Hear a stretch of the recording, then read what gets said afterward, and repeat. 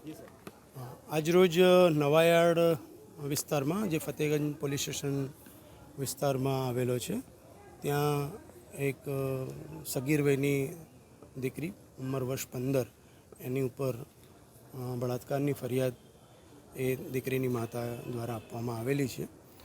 એ અનુસંધાને પોલીસે એના માતા પિતાને બોલાવી વ્યવસ્થિત પૂછપરછ કરી અને ફરિયાદ દાખલ કરી છે. ફરિયાદમાં એની માતાને જે સગીર વયની દીકરી છે એમને 2 આરોપીના નામ લખાવ્યા છે. એ બંને આરોપી જે છે એમને ફતેગંજ પોલીસ સ્ટેશન દ્વારા હાલ રાઉન્ડ અપ કરી દેવામાં આવ્યા છે. આગળની તપાસ ચાલુ કરવામાં આવી છે. અત્યારે ફરિયાદમાં જે બતાવેલા છે એ ટોટલ 2 આરોપી છે અને બંને આરોપીને પ્રથમ એક આરોપીને પકડ્યો અને એના લગભગ કલાક 1.5 કલાક પછી પોલીસે અલગ અલગ વિવિધ ટીમો બનાવી અને મારી એલસીબી અને ફતેગંજના ડિસ્ટાફ દ્વારા બીજા આરોપીને પણ રાઉન્ડ અપ કરીને લાવવામાં આવ્યા છે. દીકરીનું અત્યારે મેડિકલ જે છે કરાવવામાં આવી રહ્યું છે. આગળના પુરાવો એકત્ર કરી અને આગળની કાયદેસરની કાર્યવાહી કરવામાં આવશે. આઈપીસી 376 અંતર્ગત ફરિયાદ દાખલ કરવામાં આવી છે. અન્ય જે કંઈ ફરિયાદના કન્ટેન્ટ છે અને પુરાવા મળશે એમાં આગળ ઉપર કલમોનો ઉમેરો કરી અને ચાર્જશીટ કરવામાં આવશે. સર, સ્થાનિકોનો આક્ષેપ છે કે જે વિસ્તારમાં ઘટના બની તે જગ્યાએ દારૂ અને ચરસ ગાંજો વેચાય છે તેવા ઘણા આક્ષેપો પણ થયા છે.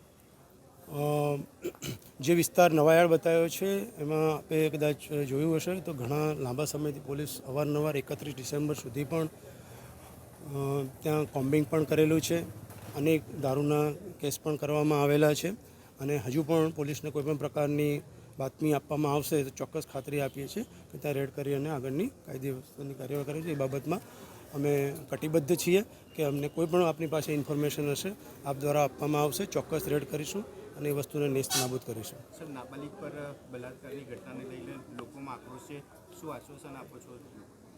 અમે એ બાબત એના ફાધર મધરને પણ કીધું છે. અમે પ્રજાજનોને પણ કહીએ છીએ કે પોલીસ ઉપર વિશ્વાસ રાખો, તપાસ કરવાનું કામ અમારું છે. જેટલા સ્ટ્રોંગ પુરાવા એકત્ર કરી અને ચાર્જશીટ કરવાની હશે એના માટે અમે દીકરીને ન્યાય મળે એ માટે કટિબદ્ધ છીએ.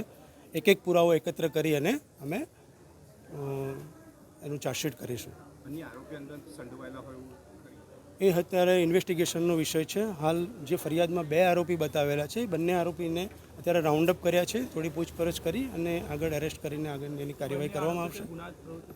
બીજા અત્યારે હાલ જસ્ટ એમને કીધું એ પ્રમાણે રાઉન્ડ અપ કર્યા છે. જ્યાં સુધી એની પૂછપરછ નહીં કરીએ ઊંડાણપૂર્વક ત્યાં સુધી એ બાબતમાં કોમેન્ટ નહીં કરી શકાય. એ પૂછપરછ પછી જ ખ્યાલ આવી શકે.